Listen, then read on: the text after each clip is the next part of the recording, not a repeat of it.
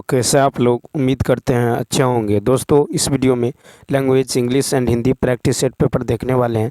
यह video BPSC tree 4.0 के लिए अत्यंत आवश्यक है, तो आप लोग लास्ट तक जरूर बने रहेंगे। तो चलिए शुरू करते हैं क्वेश्चन नंबर फर्स्ट से। फर्स्ट है कि choose the sentence in which correct form of pronoun is used. तो देखिए इसका जो राइट आंसर होगा ये हो जाएगा सेकेंड, यानी after a few minutes the jury give its verdict. तो देखिए ज्यूरी के लिए जो है ज्यूरी के लिए यहाँ पे इट्स का प्रयोग सही होगा। ठीक है, क्या होगा? इट्स। ठीक है, अब चलिए देखते हैं क्वेश्चन नंबर सेकेंड। देखिए क्वेश्चन सेकेंड है कि don't you like coffee, choose the incorrect transformation of the above sentence into indirect narration. तो देखिए इसका जो राइट आंसर होगा ये हो जाएगा आपको थ्री, ऑप्शन नंबर थ्री। देखिए ask him weather he liked coffee.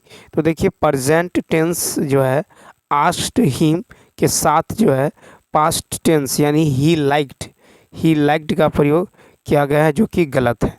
ठीक है, तो यहाँ पे ध्यान दीजिए, प्रेजेंट टेंस यानी आस्क हिम के साथ यहाँ पे पास्ट टेंस यानी ही लाइक्ड का प्रयोग किया गया है, जो कि क्या है?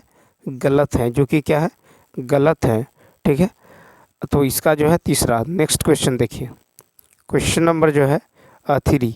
क्वेश्चन नंबर थ्री है कि Sita was reading the Gita. तो कहता choose the correct transformation of the above sentence into passive. तो इसका फर्स्ट होगा, यानी क्या होगा? तो द गीता, और उसके बाद देखिए वॉज, तो the Gita was being read by Sita. ठीक है, तो पहले ऑब्जेक्ट होगा, फिर देखिए वॉच प्लस भी पर है तो यहाँ होगा वॉच प्लस बीइंग। ठीक है, तो इस तरह जो है आपको फर्स्ट ऑप्शन क्या होगा? राइट होगा। ठीक है, याद रखना है कि जब एक्टिव वॉइस इस रूप में हो, जैसे सब्जेक्ट प्लस वॉच या वर, सब्जेक्ट प्लस वॉच या वर प्लस V4 प्लस ऑब्जेक्ट के रूप में हो, तो इसका पैसिव वॉइस फॉर्म जो होगा ये इस तरह से हो जाएगा। ऑब्जेक्ट पहले होगा, उसके बाद वॉच या वर होगा। ठीक है, वॉच या वर होगा, उसके बाद बीइंग होगा, क्या होगा? बीइंग, उसके बाद V3 और बाय प्लस सब्जेक्ट हो जाएगा। ठीक है, नेक्स्ट क्वेश्चन देखिए, question number four. Question number four है कि which word means nearly the same as CEASE, cease. तो देखिए फोर का जो राइट आंसर होगा सीज, यानी सेकेंड ऑप्शन स्टॉप, क्या होगा? स्टॉप हो जाएगा। तो देखिए बिगिन मतलब यह वर्ब है, इसका मतलब होता है आरंभ करना। क्या होता है? आरंभ करना। ठीक है, बिगिन मतलब होता है आरंभ करना। उसके बाद देखिए क्रिएट वर्ब है, इसका मतलब होता है संरचना करना। ठीक है, क्या होता है? संरचना करना। उसके बाद देखिए सीज, CEASE, सीज मतलब सीज जो है वर्ब है, इसका अर्थ होता है आपको समाप्त होना या करना, समाप्त होना या करना। ठीक है, तो यहाँ पे जो सीज का सिनोनिम हो जाएगा ये स्टॉप हो जाएगा। क्या हो जाएगा? स्टॉप हो जाएगा। ठीक है, यदि वाक्य में प्रयोग देखें तो fighting in the area has now ceased. Next question, question number five देखिए। क्वेश्चन नंबर फाइव है कि what is the feminine gender of bachelor. तो फाइव का हो जाएगा, देखिए फाइव का जो हो जाएगा आपको राइट आंसर ये हो जाएगा ऑप्शन देखिए फाइव, यहाँ पे हो जाएगा आपको तीसरा ऑप्शन स्पिंस्टर। ठीक है, तो SPINSTR ये क्या है? नाउन है, इसका अर्थ होता है अविवाहित। क्या होता है? अविवाहित। ठीक है, अविवाहित। तो स्पिंस्टर जो है नाउन है, इसका मतलब होता है अविवाहित, SPINSTER। ठीक है, यानी an unmarried woman, typically an older woman beyond the usual age for marriage। ठीक है, तो नेक्स्ट क्वेश्चन नंबर देखिए सिक्स है कि choose the word which means the opposite of minor. तो देखिए माइनर जो है एडजेक्टिव है और इसका अर्थ होता है महत्वहीन। ठीक है, क्या होता है? महत्वहीन होता है, तुच्छ होता है, गौण होता है, यानी अनइम्पोर्टेंट, नॉट वेरी बिंग और ट्राइवल, ये सब इसका सिनोनिम हो जाएगा। अब देखिए यहाँ पे जो मेजर देख रहे हैं, मेजर, तो मेजर एडजेक्टिव है। मेजर क्या है? एडजेक्टिव। इसका अर्थ होता है महत्वपूर्ण। क्या होता है? महत्वपूर्ण या फिर बड़ा। ठीक है, वेरी लार्ज और इम्पोर्टेंट। ठीक है, वेरी लार्ज और इम्पोर्टेंट। ठीक है, तो 6 का जो राइट आंसर हो जाएगा ये हो जाएगा आपको तीसरा ऑप्शन। क्या होगा? मेजर। ठीक है, क्या होगा? मेजर। ठीक है, तो माइनर का अपोजिट होगा मेजर। ठीक है, मेजर। नेक्स्ट क्वेश्चन देखिए, क्वेश्चन नंबर 7।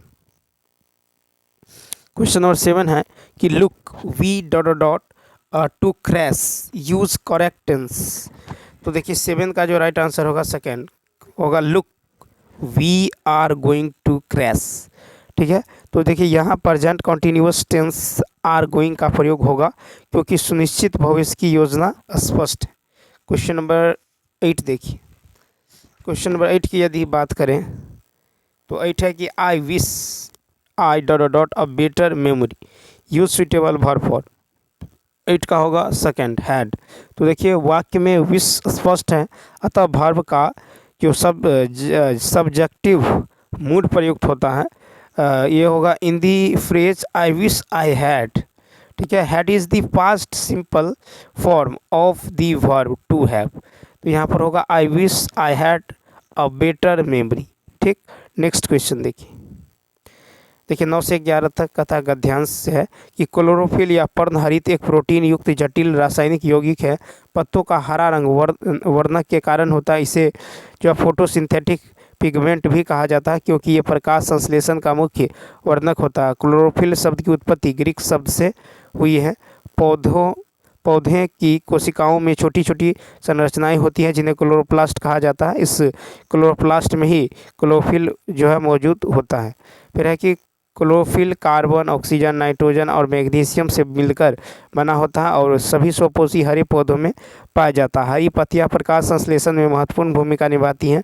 सजीव कोशिकाओं द्वारा प्रकाशीय ऊर्जा को रासायनिक ऊर्जा में परिवर्तित करने की क्रिया प्रकाश संश्लेषण या फोटोसिंथेसिस कहलाती है। और क्लोरोफिलाइड सूक्ष्म क्रिस्टलीय पदार्थ हैं। देखिए पदार्थ हैं जबकि क्लोरोफिल अक्रिस्टलीय होता है। अम्लों के उपचार में से मैग्नीशियम निकल जाता है और अब जो उत्पाद प्राप्त होता है उसे पोरफिरीन कहते हैं। पोरफिरीन में अम्ल और क्षार दोनों के गुण होते हैं। विभिन्न अवस्थाओं में विभिन्न अभिकारकों के उपचार से क्लोरोफिल से अनेक उत्पाद प्राप्त हुए हैं जिनसे पता लगता है कि क्लोरोफिल में पायरोल केंद्रक रहते हैं। प्रक्रिया केवल हरे पादपों में होता है। वास्तव में पौधे का हरा होना आवश्यक नहीं क्योंकि लाल और भूरे रंग के पौधे में भी प्रकाश संश्लेषण प्रक्रिया होती है जैसे कुछ समुद्री घास या अन्य पौधे। अतः प्रकाश जो है संश्लेषण प्रक्रिया में पौधे का रंग उतना महत्व नहीं रखता जितना कि पादप कोशिकाओं में भीतर हरे वर्णक जो है या क्लोरोफिल की मौजूदगी में ही संभव है। क्वेश्चन देखिए, कहता है कि पौधे की छोटी छोटी संरचना को क्या कहा जाता है। तो देखिए 9 का होगा यानी क्लोरोप्लास्ट। तो पौधे की छोटी छोटी संरचना को क्लोरोप्लास्ट कहा जाता है जिसे प्रकाश संश्लेषण की क्रिया होती है। नेक्स्ट फिर है कि पत्तों का हरा रंग किस कारण से होता है। 10 का होगा 3 क्लोरोफिल। पत्तों का हरा रंग क्लोरोफिल के कारण। नेक्स्ट 11 कहता पोरफिरीन में कौन से गुण होते हैं। तो 11 का 2 अम्ल और क्षार। ठीक है, तो पोरफिरीन में अम्ल और क्षार दोनों गुण होते हैं। क्वेश्चन नंबर 12 देखिए, कहता है कि इनमें से किताब शब्द क्या है। तो दूसरा विदेशज। ठीक है, किताब शब्द जो है अरबी भाषा से लिया गया है लेकिन इसलिए किताब जो है विदेशज शब्द है। हिंदी में शब्दों की उत्पत्ति के आधार पर 4 भेद हैं। ठीक है, तत्सम जैसे अग्नि, क्षेत्र सूर्य, तद्भव जैसे आग, खेत सूरज, देशज जैसे थैला, पगड़ी, गाड़ी। विदेशज अरबी, फारसी, पुर्तगाली, अंग्रेजी, जापानी, डच भाषा के शब्द। नेक्स्ट 13 देखिए, कहता दिए गए शब्द का स्त्रीलिंग रूप ज्ञात कीजिए। परोपकारी। तो इसका राइट आंसर होगा परोपकारिणी। परोपकारी का स्त्रीलिंग होगा परोपकारिणी। क्वेश्चन नंबर देखिए 14 दिए गए शब्दों में अशुद्ध वर्तनी का चयन कीजिए। तो 14 का ए ऐक्यता। ऐक्यता शब्द की शुद्ध वर्तनी एकता है। क्वेश्चन नंबर 15 इनमें से भाववाचक का उदाहरण कौन सा है। 15 का 3, धूप में चला नहीं जाता। क्रिया के जिस रूप से वाक्य का उद्देश्य केवल भाव ही जाना जाए वहाँ भाववाच्य होता है। ठीक है, अब देखिए क्वेश्चन नंबर नेक्स्ट। निम्नलिखित में से वाक्यों में से संयुक्त वाक्य ज्ञात कीजिए। 16 का फर्स्ट, छुट्टियां हुई फिर भी हम हांगकांग नहीं गए। ठीक है, तो 16 का होगा फर्स्ट ऑप्शन, यानी संयुक्त वाक्य में दो या दो से अधिक स्वतंत्र साधारण या प्रधान उपवाक्य होते हैं। उदाहरण, छुट्टियां हुई फिर भी हम हांगकांग नहीं गए। नेक्स्ट 17 है कि अरे तुम आ गए। इसमें अरे के बाद कौन सा चिन्ह प्रयोग किया गया है? 17 का फर्स्ट, विस्मयादिबोधक चिन्ह। ठीक है, विस्मयादिबोधक चिन्ह। ठीक है, ऐसे शब्द जो वक्ता या लेखक अपने शब्दों को हर्ष, शोक, नफरत, विषम्य या क्लांति आदि शब्दों या भावों को व्यक्त करता हो उसे विस्मयादिबोधक कहते हैं। इसका चिन्ह जो है इस तरह से होता है। नेक्स्ट 18 कहता कौन सा शब्द घर का पर्यायवाची नहीं है? 18 का 3, प्रवास। घर का पर्यायवाची शब्द है निलय, निवास, गृह, निकेतन। 19 क्वेश्चन नंबर 19 देखिए, कहता कि पवनासन में कौन सा समास है? तो बहुब्रीहि समास। पवनासन में कौन सा समास है? बहुब्रीहि। बहुब्रीहि समास में समस्त पद में कोई पद यह प्रधान नहीं होता है बल्कि इसका तीसरा अर्थ होता है। उदाहरण, पवनासन यानी पवन है आसन जिसका। ठीक है, नेक्स्ट क्वेश्चन देखिए, क्वेश्चन नंबर 20। क्वेश्चन नंबर 20 की बात 20 की यदि बात करें तो 20 है कि दिए गए शब्द युग्म का सही शब्द युग्म ज्ञात कीजिए। देखिए, कली और कली, तो क ल हर्षिकार, क ल हर्षिकार, इसका मतलब होता है कलयुग। ठीक है, क्या होता है? कलयुग। क ल दीर्घिकार, इसका मतलब होता है कलिका। First option.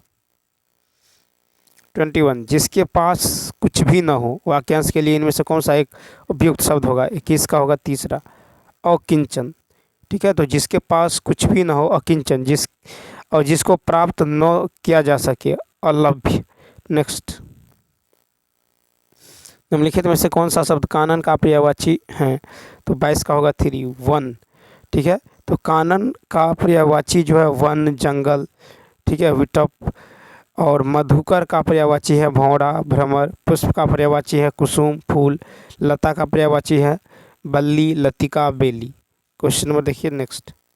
निम्नलिखित प्रश्न में दिए गए 4 विकल्पों में से उस विकल्प का चयन करें जो दिए गए मुहावरे के अर्थ को सर्वश्रेष्ठ रूप से व्यक्त करता हो। नाच नचाना। ठीक है, 23 नाच नचाना, तो 23 का राइट आंसर होगा घमंड चूर करना। ठीक है, सॉरी 23 का जो राइट आंसर होगा, देखिए नाच नचाना मतलब होता है कि मनचाही करवाना। ठीक है, नाच नचाना यानी मनचाही करवाना। ठीक है, नाच नचाना यानी फर्स्ट ऑप्शन मनचाही करवाना। नेक्स्ट क्वेश्चन देखिए 24, कहता एक तो करेला दूजा नीम चढ़ा। इस लोकोकित का सही अर्थ, तो तीसरा ऑप्शन, एक बुराई पर दूसरी बुराई। एक तो करेला दूजा नीम चढ़ा, लोकोकित का अर्थ है एक बुराई पर दूसरी बुराई। नेक्स्ट 25 देखिए, 25 है निम्नलिखित में से कौन सा शब्द उत्कर्ष का विलोम है? 25 का फर्स्ट, अपकर्ष। तो देखिए, उत्कर्ष का विलोम है आपको अपकर्ष। अंत का विलोम होगा आपको आरंभ। अंत का विलोम क्या होता है? आरंभ होता है। उसके बाद देखिए, अधः का विलोम क्या होगा? अधः का होगा पतन। ठीक है, अधः का विलोम होता है पतन। नेक्स्ट 26, राम। देखिए, राम संज्ञा का कौन सा प्रकार है? तो राम संज्ञा का व्यक्तिवाचक संज्ञा। ठीक है, राम संज्ञा का कौन सा प्रकार है? राम, तो राम हो जाएगा व्यक्तिवाचक संज्ञा। ठीक है, पर्वत, नदी, ये हो जाएगा जातिवाचक संज्ञा। टोली हो जाएगा समूहवाचक। हंसना, गर्मी, ये भाववाचक। क्वेश्चन नंबर 27, जैसे वह आया वैसे ही चला गया, इस वाक्य में जो अधोरेखित सर्वनाम का प्रकार लिखिए। 27 का दूसरा, यानी संबंधवाचक सर्वनाम। क्या हो जाएगा? संबंधवाचक सर्वनाम। जैसे वह आया वैसे ही चला गया, संबंधवाचक सर्वनाम।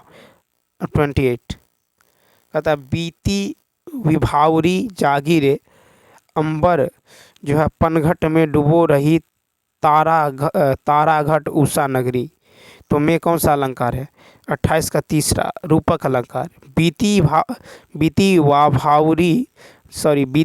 विभावरी जागरी, अंबर पनघट में डूबो रही ताराघाट उषा नगरी।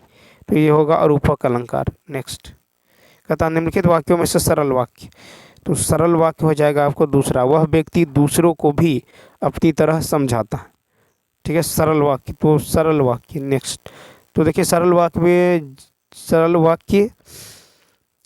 वाक्य में जिस वाक्य में एक ही विधेय अर्थात क्रिया एवं एक ही उद्देश्य अर्थात कर्ता होता है उसे सरल वाक्य कहते हैं। 30 नंबर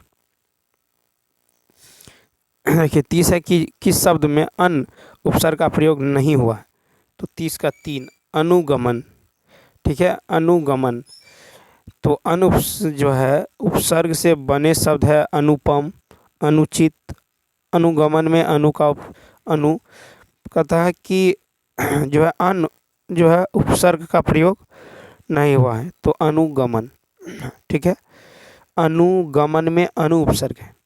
ठीक, अब चलिए देखते हैं next practice set.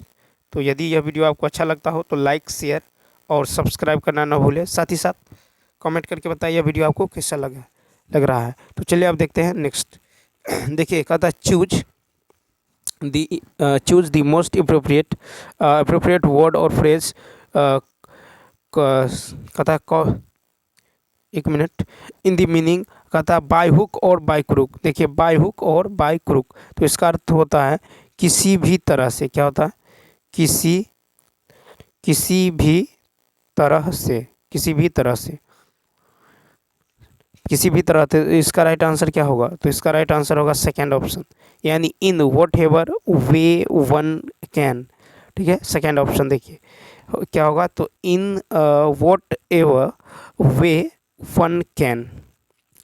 Next question. Next है कि fill in the blank with correct degree. Srinath bowled than Prasad fast यहाँ पे दिया हुआ है। तो देखिए सेकंड का हो जाएगा आपको दूसरा ऑप्शन फास्टर। तो देन का प्रयोग कंपैरेटिव डिग्री में होता है, अतिरिक्त स्थान में फास्टर का प्रयोग होगा। पॉजिटिव डिग्री जो होता है पॉजिटिव होता है फास्ट, कंपैरेटिव डिग्री होता है फास्टर। ठीक है, सुपरलेटिव डिग्री होता है फास्टेस्ट। ठीक है, फास्टेस्ट। तो यहाँ पे हो जाएगा आपको श्रीनाथ बोल्ड फास्टर देन प्रसाद। नेक्स्ट देखिए तीसरा है कि find the correct passive voice of the given active voice. All trust and honest man. तो देखिए all trust and honest man, इसका जो राइट आंसर का फर्स्ट, यानी an honest man is trusted bye all. तो ऑब्जेक्ट होगा। ठीक है, ऑब्जेक्ट पहले होगा, उसके बाद हेल्पिंग वर्ब, इसके बाद V3 और बाय सब्जेक्ट। नेक्स्ट क्वेश्चन देखिए, और एक बात याद रखिए कि एक्टिव वॉइस का यदि फॉर्म ये हो सब्जेक्ट V1 V5 ऑब्जेक्ट हो, ठीक है, तो पैसिव वॉइस फॉर्म होगा, पहले ऑब्जेक्ट होगा पैसिव ऑब्जेक्ट, उसके बाद इज आर एम, उसके बाद V3, उसके बाद बाय और सब्जेक्ट होगा लास्ट में। ठीक है, नेक्स्ट क्वेश्चन कहता select the correct sentence form of the flowing sentences. तो देखिए 4 का राइट आंसर होगा तीसरा, he had leave for 4 days. ठीक है, he had leave for 4 days. पहला और चौथा वाक्य सही है, अन्य वाक्य गलत है। ठीक है, तो यहाँ पे जो आपको राइट आंसर होगा ये हो जाएगा तीसरा ऑप्शन, यानी फर्स्ट और 4 क्या है, तो पहला और चौथा वाक्य सही है और अन्य वाक्य हैं गलत है। ठीक है, तो पहला ही हैड 4 डेज लीव और चौथा है he had 4 days leave. Next कहता choose one word substitute for the following phrase from the alternatives provided. कहता one who is gifted with several talents. तो देखिए यहाँ पे 5 का जो राइट आंसर होने वाला है, 5 का हो जाएगा आपको, देखिए 5 का हो जाएगा फर्स्ट ऑप्शन, यानी वर्सेटाइल। तो वर्सेटाइल मतलब होता है बहुमुखी प्रतिभाशाली। ठीक है, बहुमुखी प्रतिभाशाली। स्टोइक का मतलब होता है जिस पर सुख दुख का असर नहीं पड़ता हो, ठीक है। वॉलेंटियर मतलब होता है जो स्वेच्छा से कोई कार्य नहीं करता है, ठीक है। और ओमनीसिएंट इसका अर्थ होता है आपको जो सभी चीज़ों को जानता हो, ठीक है, जो सभी चीज़ों को जानता हो, ठीक है। नेक्स्ट क्वेश्चन की यदि बात करें, क्वेश्चन नंबर 6 देखिए। क्वेश्चन नंबर 6 है, क्वेश्चन नंबर 6 है कि which word means nearly the same as compassion. तो देखिए कंपेशन नाउन है, इसका मतलब होता है करुणा, ठीक है। ये नाउन है, इसका अर्थ होता है करुणा, ठीक है। क्या अर्थ होता है? तो करुणा, ठीक है। दया, संवेदना, सहानुभूति, सिंपैथी, पीटी, काइंडनेस, मर्सी, ये सब हो जाएगा आपको सिनोनिम। तो इसका राइट आंसर होगा फर्स्ट ऑप्शन काइंडनेस, ठीक है। नेक्स्ट क्वेश्चन देखिए, कहता है animals that feed on plants supply one word substitute. तो देखिए 7 का हो जाएगा 2 हार्बीवोरस। तो देखिए हार्बीवोरस होता है कार्निवोरस की यदि बात करें, यहाँ पे कार्निवोरस का अर्थ होता है मांस भक्षी, मांस भक्षी, यानी फीडिंग ऑन अदर जो है एनिमल्स। उसके बाद देखिए इंसेक्टिवोरस, इंसेक्टिवोरस होता है कीट, इंसेक्टिवोरस मतलब होता है कीट भक्षी। क्या होता है? कीट भक्षी। Feeding on insects, worms and other invertebrates. Next उसके बाद देखिए यहाँ पे दे दिया गया है ग्रामनीवोरस। ग्रामनीवोरस मतलब क्या होता है? ग्रामनीवोरस, ग्रामनीवोरस मतलब होता है तृणभक्षी, तृणभक्षी। उसके बाद देखिए हार्बीवोरस, हार्बीवोरस होता है आपको शाकाहारी। क्या होता है? शाकाहारी। हार्बीवोरस मतलब होता है शाकाहारी, यानी an animal that feeds on plants. तो इसका राइट आंसर होगा सेकंड। नेक्स्ट क्वेश्चन देखिए 8, कहता the club choose Mr Dutt as the treasurer yesterday supply suitable question tag. तो 8 का होगा तीसरा ऑप्शन, यानी क्या होगा? डिडंट इट हो जाएगा। क्या होगा? डिडंट इट हो जाएगा, ठीक है। तो दिया गया वाक्य पास्ट सिंपल सकारात्मक है, अतः क्वेश्चन टैग क्या होगा? नकारात्मक होगा, ठीक है। क्या हो जाएगा तो यहाँ पे? नकारात्मक, ठीक है। नेक्स्ट क्वेश्चन देखिए, देखिए पैसेज है कि मीराबाई अपनी अनोखी चाल और धारदार तथा बोधक वाणी को लेकर हिंदी भक्ति काव्य में प्रकट हुई हैं। मीरा अपनी भाषा और व्यवहार से जो है सामंती समाज को चुनौती देती हैं। स्त्रियों की दशा परतंत्र व गुलामी, लाचार और जो है बेबसी का जीवन जीने को अभिशप्त थी। मीरा लिखती है कि राणाजी उन महाने या बदनामी लगे मीठी, मीरा को बदनामी मीठी लगने लगती हैं जो तत्कालीन क्या वर्तमान समाज में भी लगभग आश्चर्य की बात है। मीरा स्त्री मुक्ति की पहली सशक्त कवित्री हैं। कौन स्त्री आज वर्तमान में भी बदनामी पसंद करेगी? मीरा प्रगति जो है शीलता के उस आदर्श की स्थापना करती हैं जो आज भी प्रासंगिक है। मीरा की कविता सामंतवाद के प्रतिकार की कविता है। मीरा की कविता स्वच्छंदवादता वाद की कविता है। अब यहाँ पे देखिए क्वेश्चन, देखिए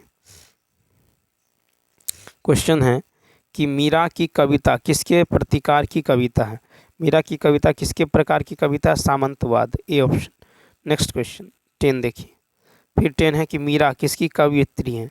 तो मीरा जो है ये भक्ति काव्य की कवित्री है। 11 कहता अनोखी चाल का आशय, अनोखी चाल का आशय है आपको विलक्षण आचरण।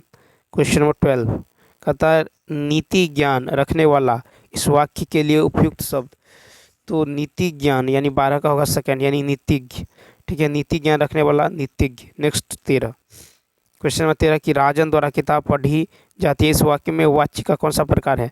13 का 3 कर्मवाच्य, ठीक है। नेक्स्ट क्वेश्चन देखिए 14 कहता निम्नलिखित प्रश्न में से 4 विकल्पों में से उस विकल्प का चयन कीजिए जो दिए गए सबका कर्मधारी समास के विग्रह का विकल्प है लौह पुरुष। तो देखिए 14 का जो हो जाएगा तीसरा ऑप्शन लौह पुरुष, यानी लोहे के समान कठोर एवं शक्तिशाली पुरुष।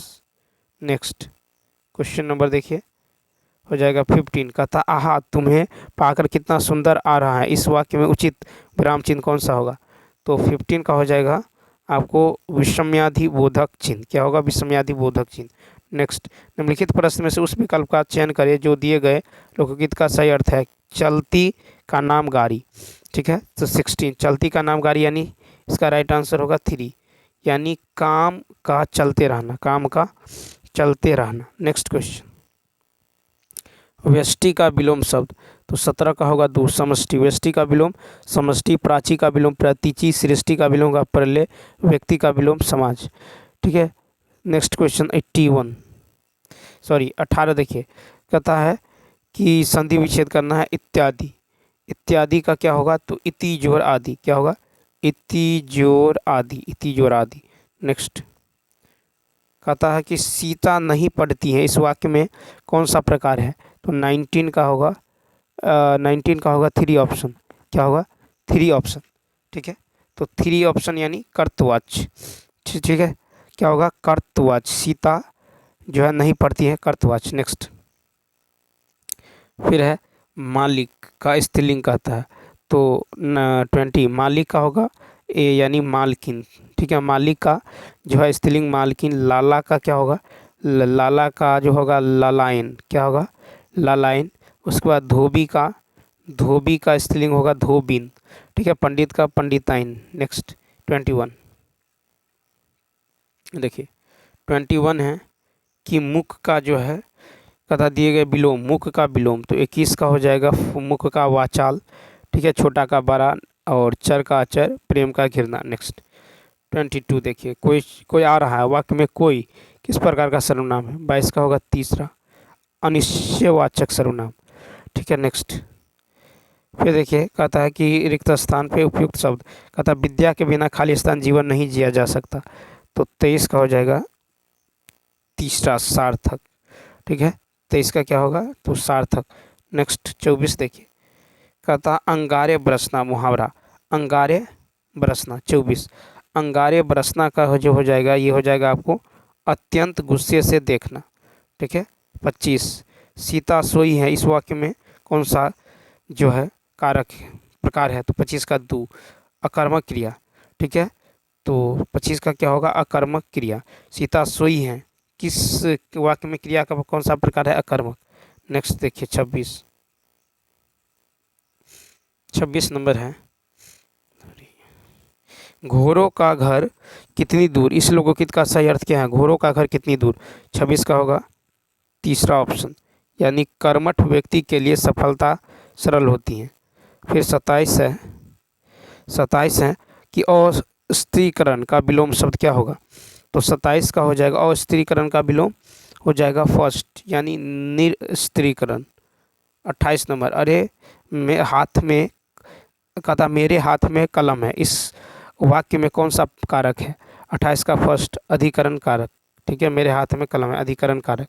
कहता दूध मीठा है, इस वाक्य में मीठा किस प्रकार विशेषण है, 29 का होगा सेकंड, यानी गुणवाचक विशेषण।